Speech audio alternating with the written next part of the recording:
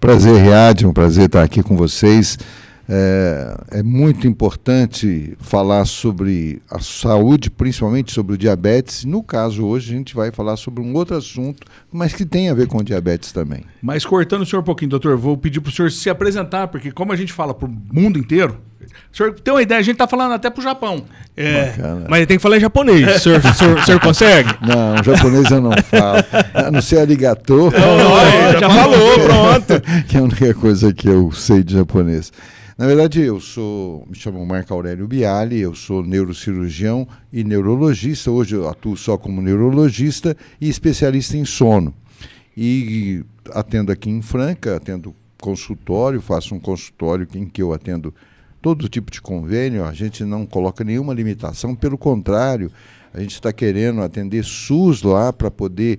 Eu valorizo tanto o problema do sono que eu acho que para o sono a gente vai atender SUS e ANSP, o que a gente conseguir conveniar. Porque hoje você tem uma fila de espera enorme para fazer polissonografia. Eu fui no Instituto do Sono, que cobra uma quantia razoável por exame, assim, 3 vezes mais do que a gente cobra aqui no particular, e, no entanto, eles têm uma fila de espera de 10 mil pessoas em São Paulo. Quer dizer, agora você imagina quantas pessoas aqui em Franca e na nossa região têm esse problema e ou não sabe que está precisando de fazer a avaliação, ou ninguém nem fala, porque vai criar mais um problema, porque não vai conseguir, então eu nem vou pedir, porque vai conseguir esse problema. O médico tem essas coisas, às vezes ele sabe que precisa de fazer um exame e não pede, né? Por exemplo, pessoa que tem uma pressão alta e não controla a pressão, provavelmente é um problema de sono. Pessoa que tem está acima do peso e não emagrece, faz dieta e não emagrece, 99% é problema de sono. Olha isso. Então, você tem que ter, em várias patologias, diabético que não consegue controlar a glicemia. Quase que 99% também é problema de sono. Então, você precisa avaliar o sono dessa pessoa com exames, com história, aplicar alguns questionários, que a gente aplica esses questionários para poder fazer o tratamento adequado e, com isso, resolver o problema de que a pessoa está tendo. E a história do sono ela é muito subestimada aí, né, doutor? Ah, sim.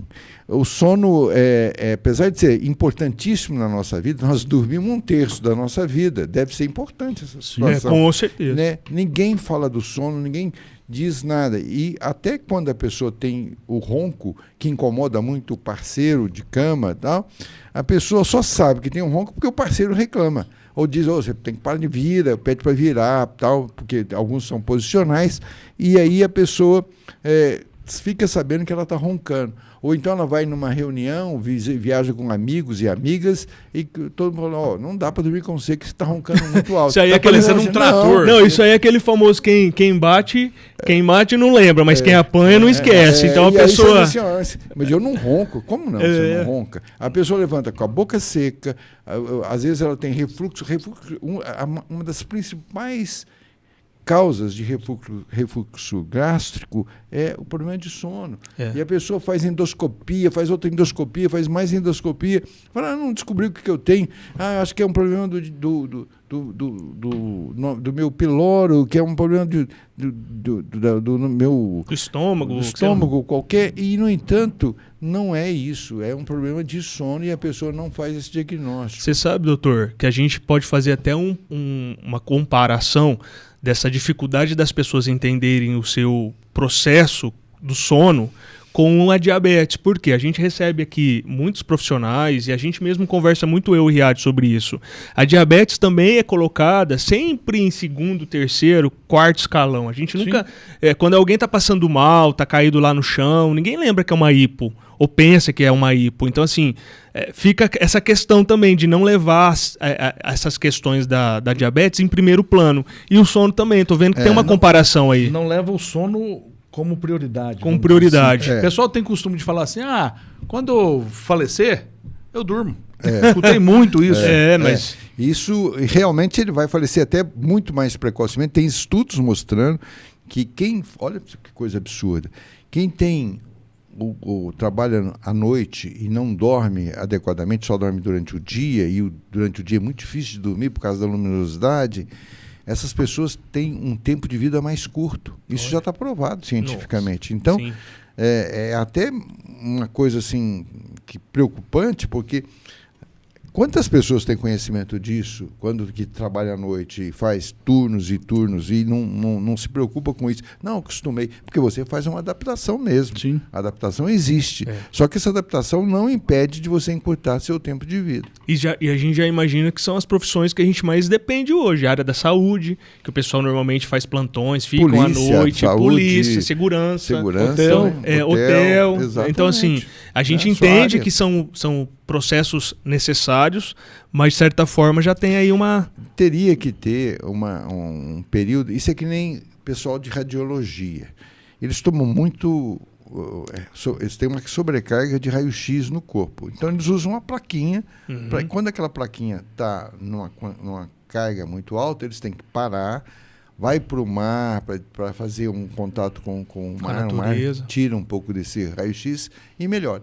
O sono devia ser a mesma coisa para quem trabalha à noite. Sim. E, periodicamente tinha que parar, fazer uma adaptação de sono e depois voltar. Porque o sono tem uma compensação. Quando você dorme mal durante a semana, você tende a dormir mais no final de semana. Uma pessoa que tem um equilíbrio no sono, ela dorme igual durante a semana e no final de semana. Então quando você chega e deita no domingo e acorda, deixa eu acordar espontaneamente e acorda meio-dia, é porque você está tendo uma quantidade de sono ruim durante a semana. Então o sono é acumulativo. Ele é acumulativo e impositivo. Tá. Quando chegar, você pode ficar sem dormir, um dia, 2, mas de repente você pode estar com o olho aberto aqui, vai dormir aqui na hora, aqui na frente de todo mundo, conversando um assunto importantíssimo. Olha isso. Uma entrevista de trabalho que você preparou, ficou estudando, olhou todos os detalhes e você dorme na frente do entrevistador, porque você não dormiu adequadamente. A gente escuta muito fatos de caminhoneiros que infelizmente tem essa imposição do sono dirigindo e acontecem os acidentes. Exatamente. E aí tem o tal do rebite. É rebite que fala? Isso aí é o quê? Na verdade, esses estimulantes do sistema nervoso mantêm a pessoa acordada durante algum tempo, mas nem eles seguram a imposição do sono. O sono quando vem... O sono vem, você dorme com o olho aberto. Olha isso. Tinha um programa de TV uma época, esses reality shows da vida, que eu lembro direitinho, eu não sei como chamava, mas quem fosse o último a dormir ganhava. E eu lembro que o pessoal não resistiu nem 24 horas, 36 horas, era alguma coisa muito rápida. O programa acabou muito rápido, porque teve gente que... Na década de 60, olha quantos anos atrás, os americanos não tinham ainda tanta tecnologia. Hoje a gente tem a informática ajudando nessa tecnologia, os aparelhos são outros, muito melhores, o resultado é muito melhor de análise de sono. Mas na década de 60 fizeram um trabalho muito interessante nos Estados Unidos, pegaram estudantes americanos e falaram, porque lá eles pagam para a experiência, olha, vocês podem ficar aqui, pode fazer o que quiser, tem alimento, tem coisa para estudar, só não pode dormir. Olha, o que deu de pessoa que descompensou, começou a ter delírio porque não estava dormindo, foi muito grande. O sono, ele realmente é impositivo. E quem achou que ia estudar e aprender, também não aprendeu nada. Porque você só memoriza quando você dorme e sonha. É durante o sonho que a memória é fixada. Então, tem pessoas que chegam lá no meu consultório dizendo, não, doutor, eu não estou achando que estou com Alzheimer, eu estou muito esquecido, tal. Você vai ver. Pode ser uma deficiência de vitamina, e tem algumas, B12, Sim. B6, mas principalmente a pessoa tem um déficit de sono, a pessoa não dorme direito, ela tem uma casa tumultuada, ela não faz o ritual que a gente chama de higiene do sono, que é um ritual que você constrói para que o seu organismo saiba que você está indo dormir. Né? Criança com autismo, criança com TDAH, que não tem um ritual para que ela saiba que ela tem que dormir, né?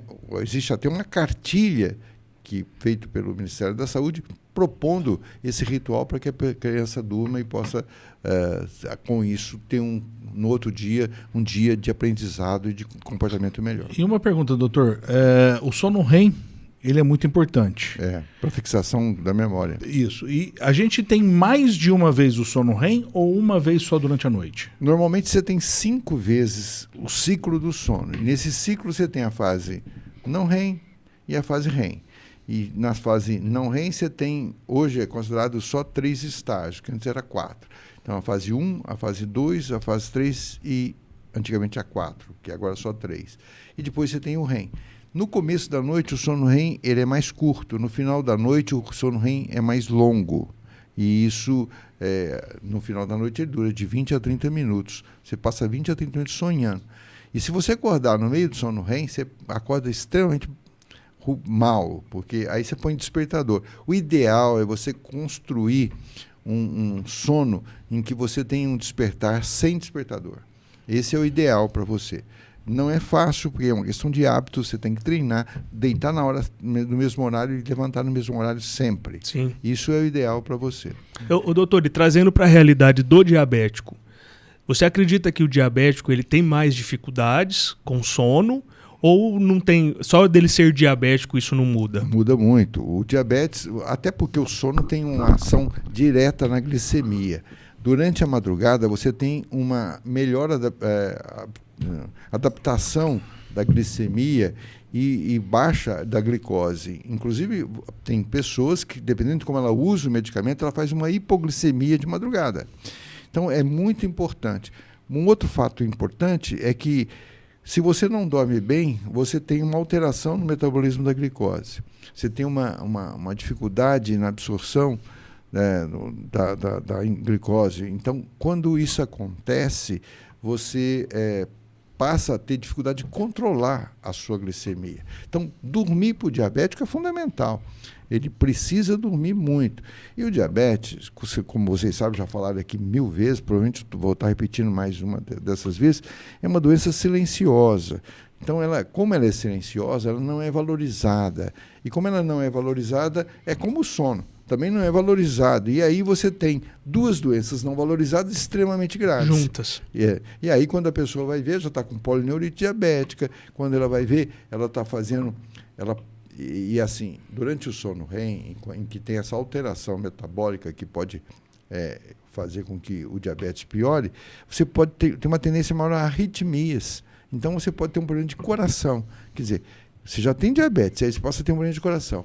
Pressão alta, que não se controla facilmente, quase 80% é problema de sono. Então, agora, você pergunta para a pessoa que é hipertensa, que troca de medicamento, que faz um monte de coisa. Você fez polissonografia? Você avaliou o seu sono? Como está seu sono? Você respondeu o questionário de Berlim, que é um questionário simples. Eu aplico esse questionário de Berlim lá no meu consultório. A pessoa está numa sala de espera, ela preenche o questionário de Berlim. Ela chega lá, eu já olho e falo, gente, aconteceu até com uma paciente minha, e eu não aplicava ele de rotina, eu sou agora o delegado da World Sleep Association, né, que é a Associação Mundial do Sono. E como delegado eu tinha a obrigação de fazer um trabalho. E o meu trabalho foi, além de participar de divulgação, que é o que nós estamos fazendo aqui agora, era aplicar o questionário de Berlim em todos os meus pacientes. Eu apliquei meu questionário de Berlim em todos os meus pacientes. E chegou uma moça, professora, quando eu olhei o questionário dela, eu falei, mas você tem problema de sono? Você nunca me falou? Falou, o senhor também nunca me perguntou. Eu falei, gente, vocês pensaram que eu nunca perguntei. Eu falei, gente, eu estou me cometendo erros aqui que eu não deveria estar cometendo. Você está vendo? Quer dizer, olha, eu vivo isso, eu gosto disso. Eu valorizo o sono.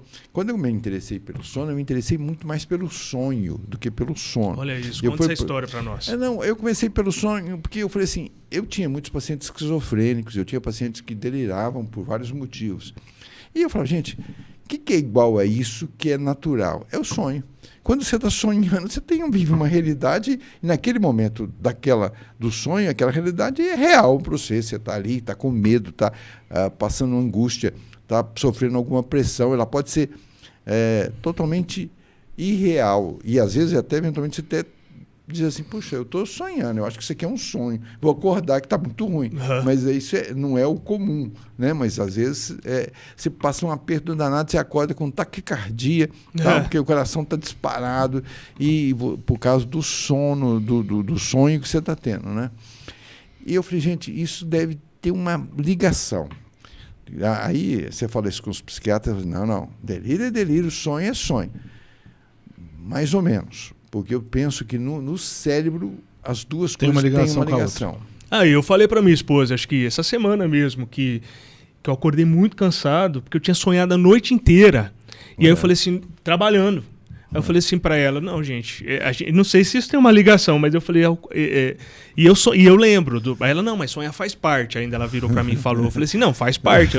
Tem sonhos que a gente lembra, trabalhando a noite mas, inteira, cara, trabalhando, fazendo roteiro de trabalho dentro da cabeça. E aí eu deixo um caderninho ali do lado pra eu anotar caso eu acorde, porque eu trabalho com publicidade. Se eu tiver um pensamento muito fora da caixa, eu anoto. Mas acordei cansado. E isso tem a ver, isso é da minha cabeça. E você tem muitos pensamentos e que resolvem problemas que você tem mesmo.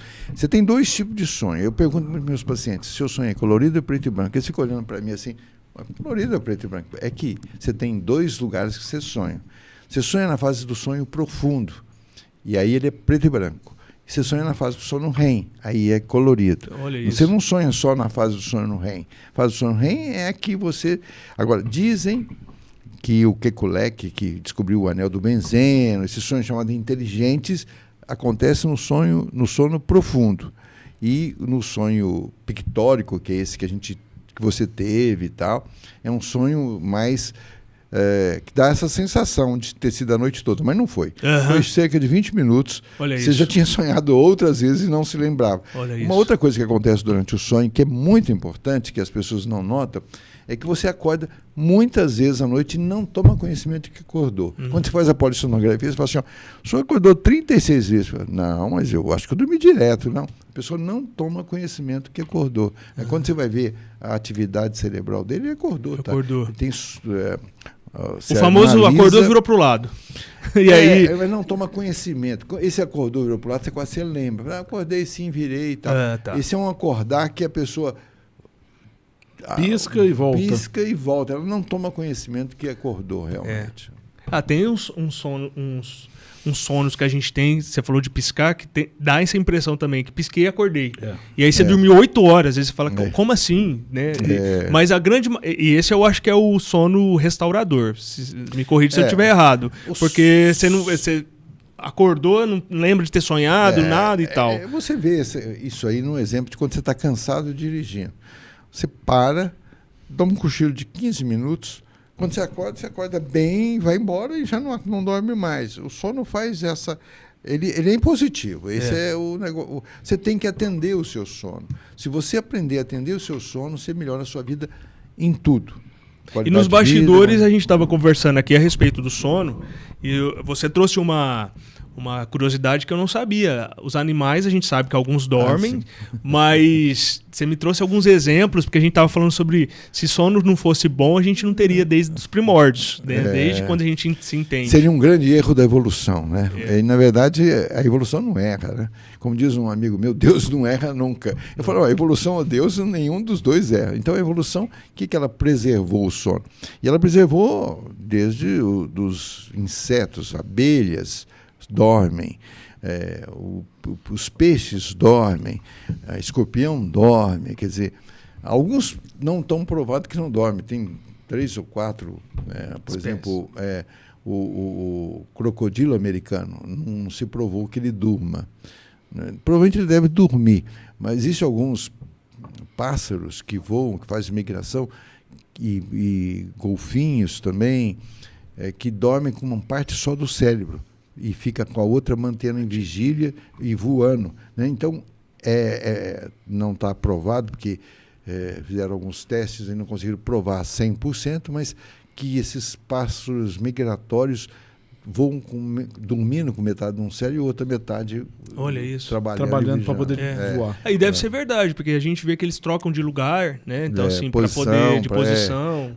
E é interessante, doutor, a gente falar do sono. E o Riad aqui, nosso amigo diabético, ele vai contar para nós. E aí, o seu sono, como que tá? Bom, qual sono? É meio complicado. Eu tenho um problema sério de dormir a vida inteira. Desde menino, eu sempre dormi muito pouco. E você lembra porque ele é diabético desde os 11 anos, doutor. A gente tá consultando aqui com o doutor, viu? Depois tipo 1. Tipo 1, doutor. E aí, antes dos 11 anos, você lembra de dormir melhor? Nunca dormi lá. Ah, tá. Nunca. Eu sempre fui de dormir muito pouco. Dormi assim. Eu sempre fui de dormir muito tarde e acordar cedo. Eu dormia 3 horas da manhã, 2 horas da manhã, acordava às 8. Muito pouco. A quantidade de sono que você precisa, na média, é de 7 a 8 horas. né? Isso varia com a idade, e quanto mais velho, cada década você perde 10% da quantidade de sono que você precisa. Acho que se eu chegar nos 70 eu não durmo, doutor. Mas você precisa, Riad, só como uma sugestão, Sim. fazer uma polissonografia, verificar o seu sono e provavelmente ter o uso de um CPAP que vai te ajudar muito na qualidade da sua vida, inclusive na capacidade de raciocínio, que eu sei que você é muito ágil no raciocínio, mas vai te ajudar mais ainda. E provavelmente vai te ajudar no controle do diabetes. Sim. Quer dizer, eu, se fosse você, faria o mais rápido possível uma polissonografia para ver o seu sono. Eu vejo muito, você falou na coisa aqui, que o diabético, quando dorme mal, ele tem um problema sério de controle de glicemia. Eu vejo muito, quando eu durmo muito mal, perco as noites de sono, vou pra sala, de vez em quando, eu acordo e vou pra sala. Eu vou ficar rolando na cama umas 2 horas. Então eu levanto, vou pra sala. E ali eu consigo distrair um pouco, mas eu vejo que durante o dia, a minha glicemia, eu não consigo controlar. E uma coisa que eu quero destacar aqui, falando do sono, a gente pensa muito em sono, só que eu penso em remédio para dormir. Não, a melhor coisa para ter um sono de qualidade são 2 coisas. Higiene do sono, que é uma série de regras e condutas que você tem que tomar para criar o hábito de dormir adequadamente. Essa é a primeira coisa. E a segunda é uma terapia cognitivo-comportamental, porque essa terapia é que vai te ajudar a encontrar a sua melhor maneira de dormir. Depois é que vem medicamento. Então, todo mundo vai no consultório e fala, dá um remédio para dormir. Então, vou tomar um Rivotril. Olha, o clonazepam, ele tira a estrutura normal do sono. Então, você apaga porque ele faz você apagar, mas aquilo não é bom para você. Você não tem as fases do sono que você tem que ter para ter uma qualidade de vida.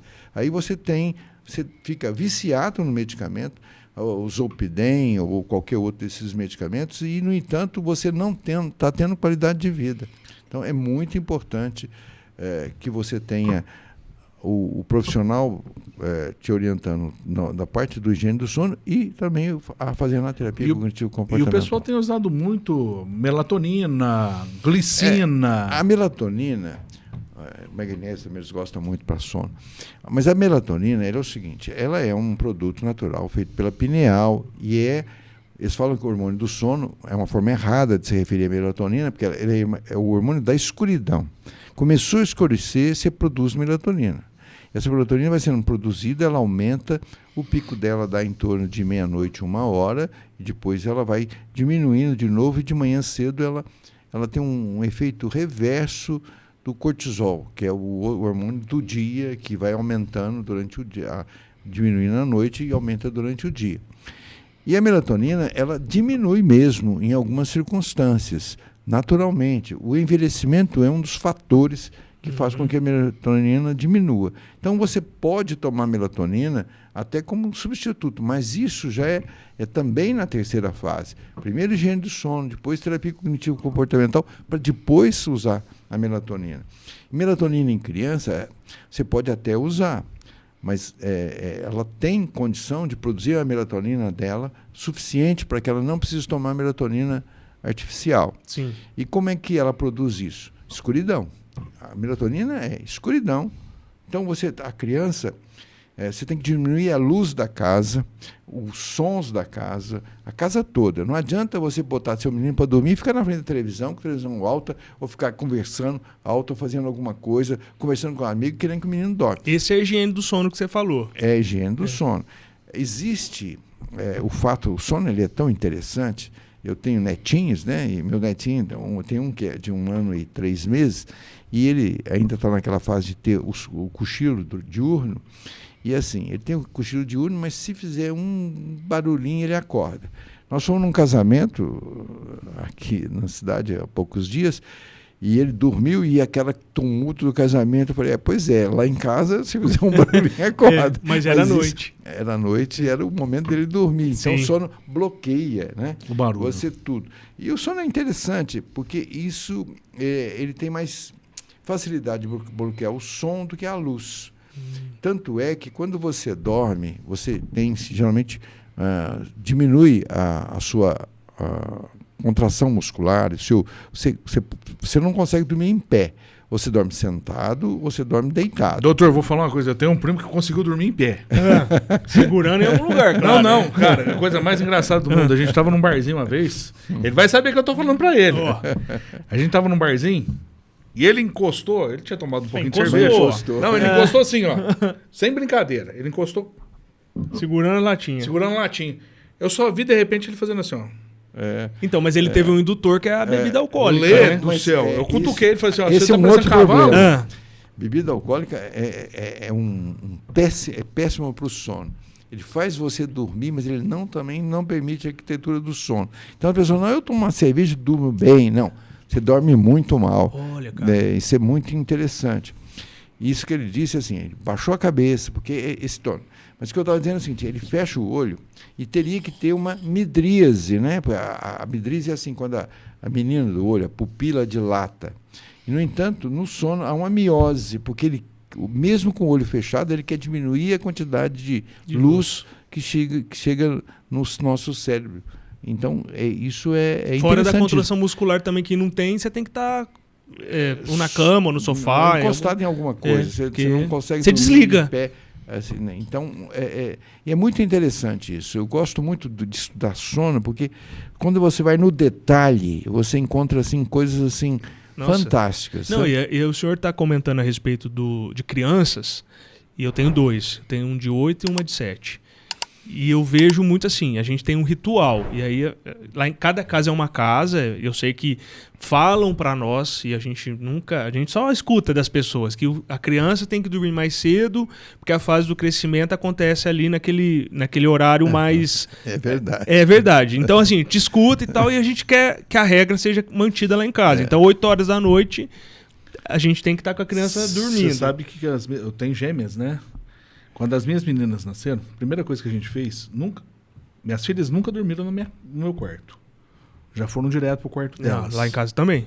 E um detalhe, até um ano, 9 meses de idade, vamos pôr, elas choravam muito durante a noite.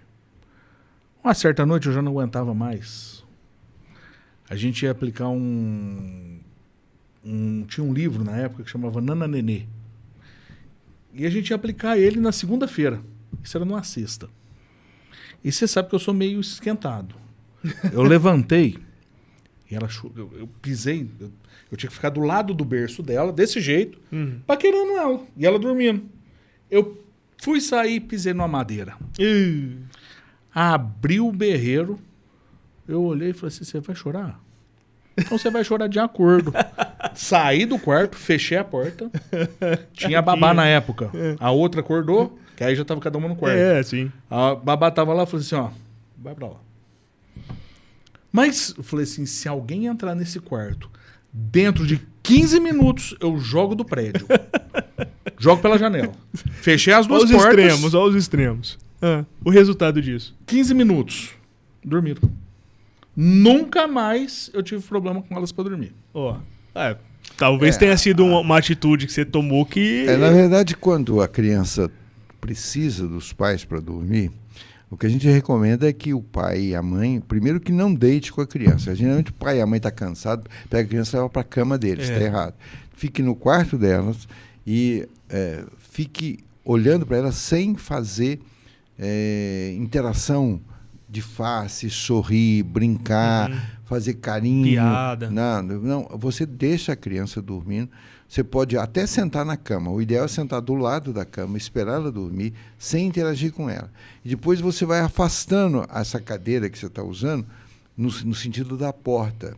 Você vai afastando, não no mesmo dia, dias sequenciais, até uma hora que você vai sair da porta. O que ele fez foi um pouco mais radical. Pode funcionar? Pode funcionar, eu não sei. Mas a técnica não é essa. A técnica é você fazer uma retirada gradual da sua presença. E quando chora, você volta para a pessoa e diz assim, agora é hora de dormir, vamos dormir. Cobre a criança e sai do quarto. Mesmo que ela chore, você espera, você não volta imediatamente, isso que ele fez está correto, você espera um tempo, um pouco, deixa ela chorar um pouco, para depois atender. Porque se ela for atendida na hora que ela chorar, ela vai sempre chorar para ser atendida. E tem assim, Seres humanos, cada um é único. E eu tenho 2 também, e assim, o meu filho, o menino dorme fácil. E a menina já não era de dormir fácil. Eu também não tive gêmeos, mas era 1 ano e pouquinho só de diferença. Praticamente 2 bebês. E eu lembro direitinho de fazer isso também. Só que eu fazia o que o doutor falou. Eu sentava na cama, a minha filha chorando, porque ela sempre acostumou com a mãe dormindo. E ela chorando, eu só sentado na cama, quietinho, e ela chorando. De repente ela vai dando uma acalmada. E eu vou saindo gradativamente com aquele medo de tropeçar em algum lugar, né? Mas na verdade a fala de é hora de dormir já vai condicionando. E aquele ritual de trocar de roupa para dormir, pôr roupa, pegar e eventualmente até colocar um soninho, quer dizer, um cobertor que está acostumado, ela tem um pano, um boneco, uma pelúcia, qualquer coisa que ela goste, isso também ajuda para dormir. E aí respondendo a pergunta a respeito do tempo que ela tem que, o horário que ela tem que dormir, tem isso então? Tem. O horário que a criança precisa dormir. Na verdade é o seguinte, escureceu, começou a produzir melatonina, logo depois a criança tem que estar começando a dormir. E logo nos primeiros 90 minutos iniciais do sono é que ela tem a maior produção de hormônio do crescimento. Tá. E aí você tem realmente isso. Agora, esses primeiros 90 minutos do sono, mas o hormônio é produzido a noite toda, ele é produzido no final da noite também, ele é produzido. Então você tem que realmente dormir para crescer. E isso faz com que a pessoa até se desligue mais quando a produção do hormônio ele vai fazer com que você fique um pouco mais desligado dos estímulos externos. E tem um período, porque assim, olhando pelo lado do tempo dos meus filhos, eles dormem 10 horas por noite. Né? Vão dormir 8, acordam 6 da manhã para ir para a escola. Quando é bebê, tem que dormir muito. Quase 17 horas até o que vai dormindo. Depois vai diminuindo. Tá. Até 2 anos tem o cochilo diurno. De manhã e de tarde, ou pelo menos uma vez de manhã. E depois o cochilo já não é mais necessário, 3 anos já não é mais necessário, mas a quantidade de sono na infância é em torno de 10 horas. A pessoa, 10 horas é um tempo bom para eles dormir. Na adolescência, essa quantidade é maior. O adolescente precisa de mais sono, que é quando ele menos dorme, porque ele quer sair na noite e tal, e aí ele tem problema da irritabilidade, dificuldade de aprendizado. Aí fala assim, não, mas é adolescente. Bom aluno, tá, é adolescente, mas não é. Faltou porque sono. Não está dormindo adequadamente. E aí ele tem um comportamento, ele é distraído, não presta atenção, é desorganizado, porque ele não dorme direito. Da irritabilidade. Até tem aquela coisa que o pessoal faz muito, coloca videogame no quarto para criança, que fica até meia-noite, 1 hora, 2 horas da manhã jogando computador, TV, videogame. Né? Você não pode, você tem que tirar isso tudo do quarto. O quarto é para dormir e eventualmente fazer sexo. É isso aí. Fora isso aí, não tem outra finalidade o quarto. Eu concordo, tanto é que eu penso assim, a nossa casa é nosso templo e o nosso corpo também. Então, se eu imagino que eu tenha que trabalhar o meu corpo do jeito que eu acredito que seja o melhor para ele, a minha casa também tem que estar modulada para isso. E aí a gente fala até do diabético nessa situação. O diabético, ele tem que estar preparado, a casa dele tem que estar preparada até para os possíveis processos, né? No diabetes, além do problema do sono, que tem que ser familiar, né? Porque não dá para uma criança ir dormir 8 horas e a família dormir 1 da manhã. Porque eu tenho que ir conversando e tal. Eu quero ver série, não sei o quê. Né? A gente tem uma tendência à alienação muito grande. Quando você entra numa série, às vezes eu tenho dificuldade com isso. Quando uma série me interessa, um assunto que me interessa, eu fico alienado. Eu quero ver, quero ir até o final. E eu adio sono, eu faço tudo errado, mesmo sendo especialista em sono. Então eu evito, como sei que nós comentamos, você também anda evitando série. Série eu evito porque eu tenho esse problema. Se eu pego para assistir uma série, eu vou até o fim. Então eu vou nos filmes mesmo. Então a gente tem que ter esses cuidados. No diabetes, a casa tem que atuar, a família tem que atuar junto. Não dá para o diabetes fazer uma dieta e o outro do lado ali comendo doce, comendo muito, tal. Então, a dieta é da família. A família tem que colaborar com mesmo o sono, né? Você tem uma criança que tem problema de sono. Os irmãos têm que entrar e fazer a amizade do sono, quer dizer, dormir mais cedo também, para ajudar aquela criança que tem um problema, para que ela tenha a mesma quantidade de sono que os outros. Sim. Senão, você cria... Uns estão brincando, estão tendo atividade, ou estão estudando. Né? Mas eu tenho que estudar. Mas você tem que dormir. Não adianta estudar se você não dormir bem, porque você não vai memorizar. Se você não dorme bem, não adianta você estudar a noite toda, porque tem prova amanhã, não vai dar certo. A sua memória não vai ser fixada. Aquilo você pode até sair bem naquela prova, porque às vezes a memória recente, ela permite que você saia bem. Mas dali, depois, no outro dia, você já esqueceu tudo. E uma coisa que ajuda muito no sono também é o exercício, né, doutor? O exercício não próximo da hora de dormir. Sim. O exercício é fundamental e você tem que fazê-lo. Mas de preferência até as 3 horas da tarde. Depois já pode atrapalhar o sono. Além do exercício, a dieta. Você não pode fazer uma dieta muito pesada à noite. Se você fizer uma dieta muito pesada, como o seu estômago vai parar, o peristaltismo diminui durante o sono, você não tem peristaltismo, você para de deglutir também, você vai ficar com aquele peso no estômago, que aquilo vai começar a criar uma situação mais ou menos tóxica para você. Então você deve evitar comer muito à noite. Tá vendo, filho? Você quer comer um pudim antes de dormir, desgreta. Não vai comer um pudim inteiro, come um pedaço, caçamba. É o que a gente fala aqui todo programa, doutor. Diabético não se limita, porém, equilíbrio. É viver sem medida. Um pedacinho, bom senso, né? Bom senso. Pedacinho de pudim. Vou comer. Será que eu como? Será que eu não como? Come um pedaço. Você vai querer comer um pudim inteiro para dormir depois, né? E assim, se você pega mais do que o doce, no caso, se você pega proteínas grandes, como de carne, você tem pesadelo. Você quer ter um pesadelo, come um churrasco e vai dormir. Você vai ter pesadelo. Porque a proteína vai passar pelo cérebro, ela ainda não está totalmente quebrada. E ela passa de uma forma que provoca pesadelo. Sim. Aqui em Franca a gente tem o Nonogril, né? Guidão, você tá me devendo... Começa a patrocinar. A gente vai no Nonogril, às vezes, à noite, juntar a turma e vai. Nossa senhora, pode dormir no dia. Você parece que, literalmente, você comeu um boi. A nossa sociedade hoje, existe até vários trabalhos mostrando isso. A sociedade moderna, por causa da luminosidade, que aumentou muito, você tem luz em todo lugar. Sim. Hoje, antigamente, você não tinha eletricidade, o que acontecia? Dava 9, 10 horas, você tinha um pouco lá, uma vela, uma lamparina para alguma coisa, mas logo você ia dormir. Então as pessoas dormiam mais e dormiam melhor. Hoje a gente dorme, o som é muito alto, a gente tem muitos estímulos. Estímulo demais. Então você tem que ter muito cuidado. E esse hábito que ele acabou de relatar, vamos sair à noite, vou comer um churrasco. Come um churrasco você vai comer na hora do almoço. Você vai comer na hora do jantar ou à noite, você vai ter problema. Eu vou à noite, quando a gente vai lá no grill, é salada.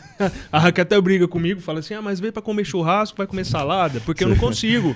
A carne, pra mim, tem uma... Não, o fator digestivo o Guidão tá achando a coisa mais linda do mundo quando você vai lá de noite. Não, mas tá achando, mas uns paga pelos outros. Tá certo. Você me lembrou de uma vez um fato curioso, que, aliás, ela hoje é esposa do Dr. Alexandre, que também mexe com sono, né? É outra clínica que temos aqui. E a Terezinha, ela era minha secretária, trabalhava comigo, ela é advogada. Ela trabalhava comigo. E um dia, acho que dia da secretária, eu falei, vamos lá no Nomio. Que na época era Nonomio. Nonomio, vamos lá comer alguma coisa. Vamos. Fomos elas eram as duas secretárias.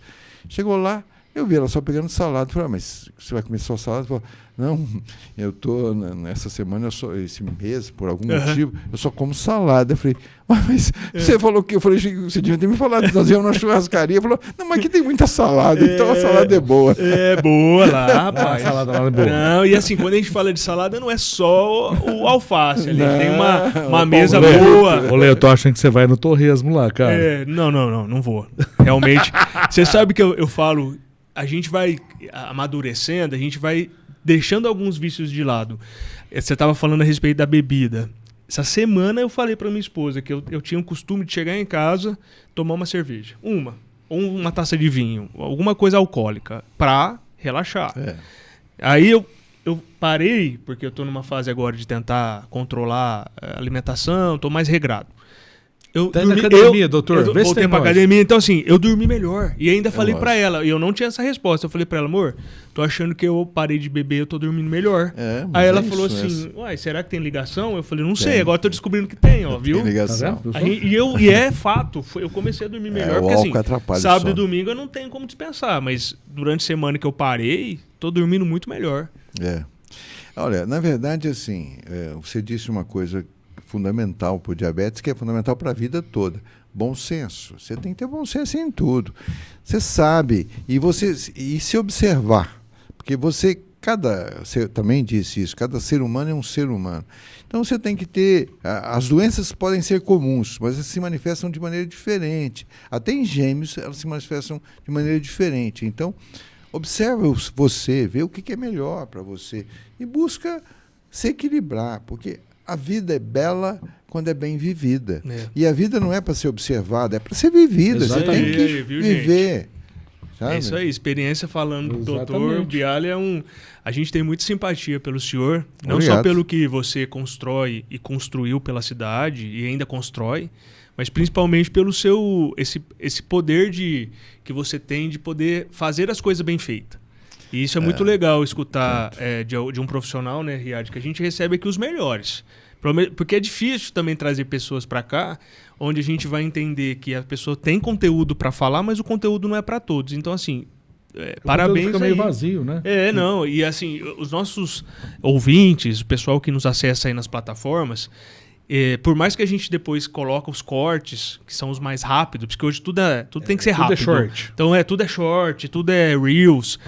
Por mais que o programa tenha quase 1 hora de duração, que a pessoa não assiste até o final, a gente gosta de trazer esses cortes para entender que... E a gente recebe muito feedback nas nossas redes de pessoas que seguem, arrisca alguns comentários. Então, hoje a gente trouxe para cá histórias de vida sobre o sono que eu não sabia, tenho certeza que você também não. Acho que o tratamento já deve ser pensado. Você tem que procurar. Porque às vezes... Eu te vi assim, eu falei... às vezes... Porque a gente tem o olhar clínico, a gente fala assim, não, e a gente não... E ele também está fazendo esse meia-culpa de saber que a diabetes sempre não é a primeira opção de algum problema. Sim. E ele não pensar que o sono pode ser a primeira opção de um problema, entendeu? Então provavelmente ele deve ter algumas dificuldades com a diabetes deles, que está vinculada ao sono. E se fazendo com que o sono tenha eficiência, aí você vai ter uma melhora muito mais fácil no controle do seu diabetes. Tá, legal. E eu fico pensando também a questão de como a gente constrói os assuntos aqui, levando um a outro. Sim. Né? A ideia de, por exemplo, eu quero questionar se o senhor lembra se em algum momento da sua carreira teve um diabético que foi lá e se consultou, com certeza deve ter tido, mas de algum caso, assim, se você se lembra. Não é muito, não, porque lá no meu consultório vai muito polineurite diabética. A pessoa já está numa fase mais avançada do diabetes. Tá. E a pessoa chega lá com uma queixa, estou com uma dormência nas pernas, com uma coisa, sem sensibilidade, e ela não, sabendo que é diabética, não lembra que a polineurite diabética começa no começo do diabetes. A pessoa sempre vai ter uma polineurite diabética. Agora, qual que é a manifestação dela? Depende da quantidade de nervos que foram acometidos por essa polineurite. Então a gente sempre diz, olha, isso aí você tem que controlar o diabetes. Eu já vi pessoas ir para a cama por causa de polineurite diabética e não movimentar mais, ficar na cama porque a pessoa... O diabetes é meio teimoso, né? Não sei se ele nega muito a doença dele. Ele sempre diz, não, eu olhei, minha glicose está boa, está 300. Mas 300 está boa? Tá, porque ela estava 600. Quer dizer, o critério dele é o máximo, foi para metade, tá bom. Não está bom. Você tem que chegar num nível terapêutico, aceitável, né? Normal, assim. Né? Eu vi até nas nossas redes, o pessoal, a gente brincou esse dia para trás, no Diabético Sincero, nós abrimos uma caixinha de pergunta e o pessoal lá falando, minha glicemia tá em 800 e eu não tô sentindo nada, 700 e eu não tô sentindo nada. Você não vai sentir logicamente agora. agora, você não vai sentir. Mas aquilo lá vai te cobrar um preço tão alto, mas tão alto pela frente, que você vai lembrar aquela marca que você deixou, você vai olhar e falar assim, mas por que eu não trouxe ela para o valor normal? Duas doenças que, na minha opinião, sem considerar o sono, são negligenciadas no ponto de vista das complicações que elas podem ter. Uma é o diabetes, que é muito silencioso, e outra é a pressão alta, a hipertensão. Também é muito silenciosa. Muito. Então as pessoas dizem, não, mas eu sei quando a minha pressão está alta. Não sabe. Ele imagina, porque ele vai olhar a pressão quando ele está tendo uma dor de cabeça, alguma coisa, ela está alta.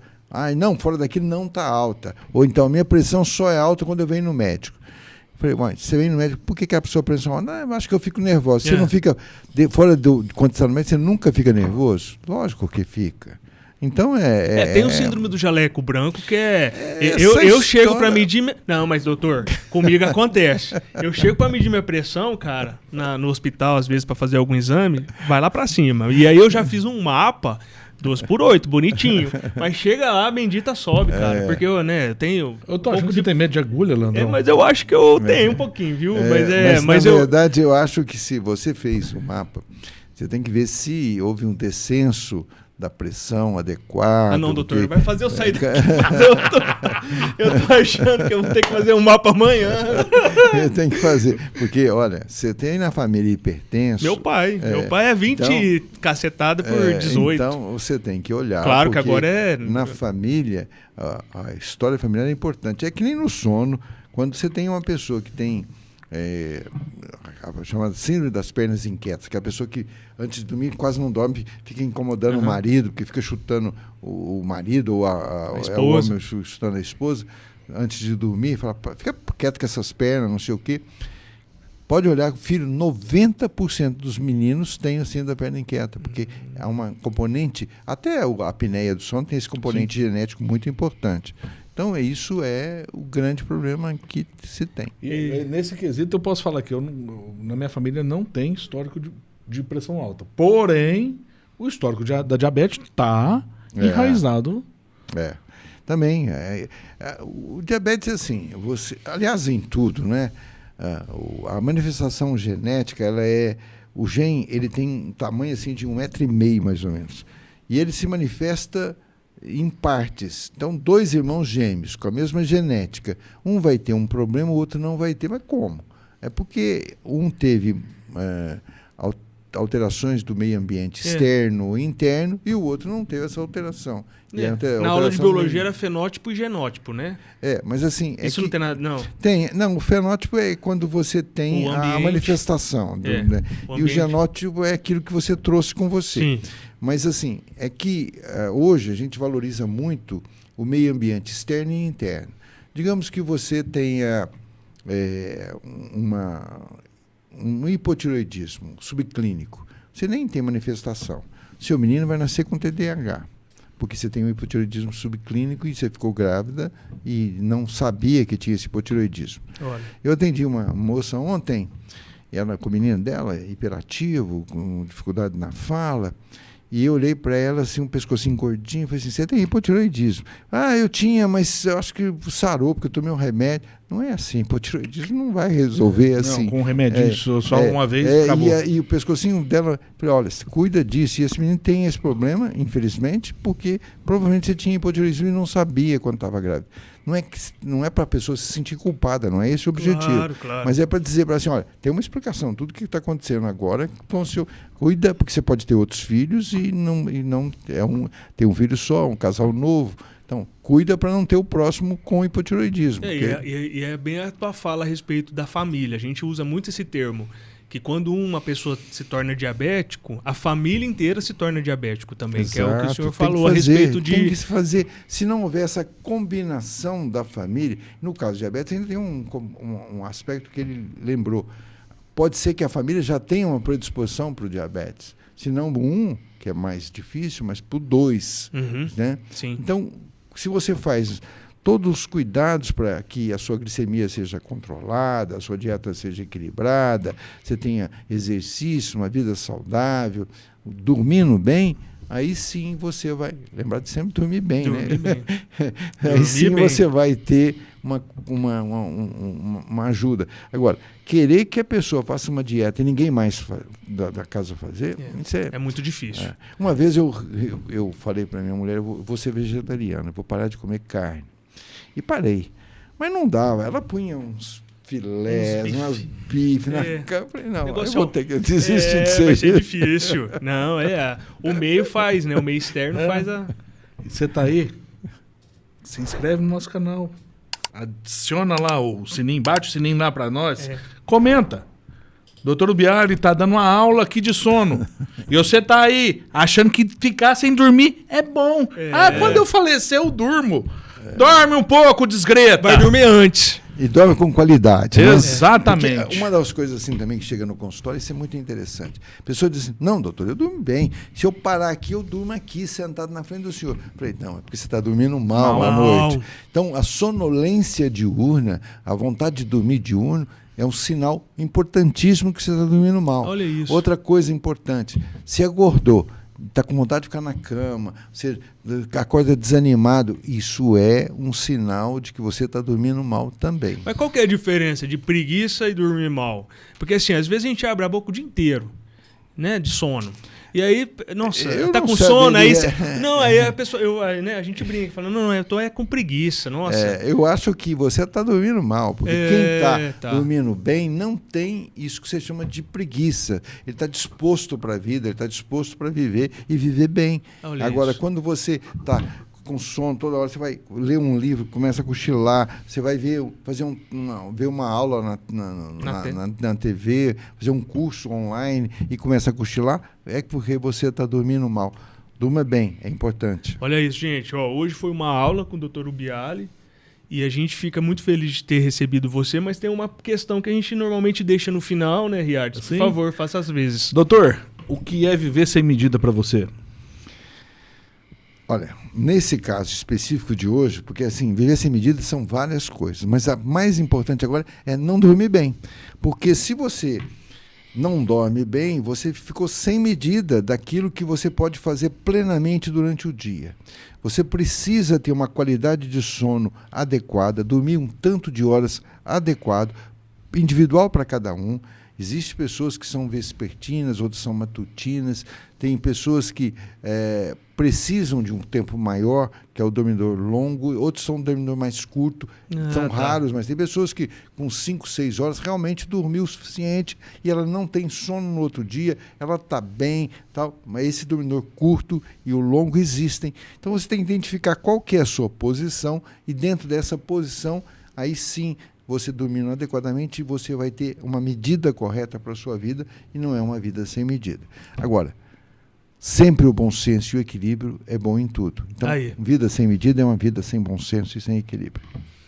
Muito bom, hein? Beleza, Leandrão? Fiquei feliz aí com a sua participação. Obrigado. Muito obrigado. Eu quero agradecer em nome da Society, World Society of Sleep, porque é meu papel fazer essa divulgação. Vocês permitiram, muito obrigado. Isso é importantíssimo. Poxa, a gente agradece muito. É a Associação Mundial do Sono? Eu sou delegado esse ano dessa associação e meu papel é fazer a divulgação. Opa! Muito obrigado, e a gente fica feliz, porque toda vez que a gente vem um curador aqui para falar a respeito de algum assunto, a gente sai daqui transformado.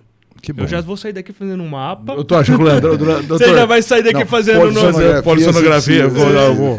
A gente sai daqui transformado. Ele fala da brincadeira de eu ter voltado a fazer academia e tal, mas a gente recebe aqui educadores físicos. Agora a gente vai receber daqui a pouco mais dois. Então a gente se cuida também falando a respeito desses assuntos. É porque se você não é chamado a atenção para o assunto, você nem sabe que aquele assunto existe. É verdade. Sono é isso. O sono, as pessoas... você brincou e falou, né? Vou dormir depois que eu morrer, eu tenho muito tempo para dormir. Não é verdade. Sono é impositivo. Você vai dormir.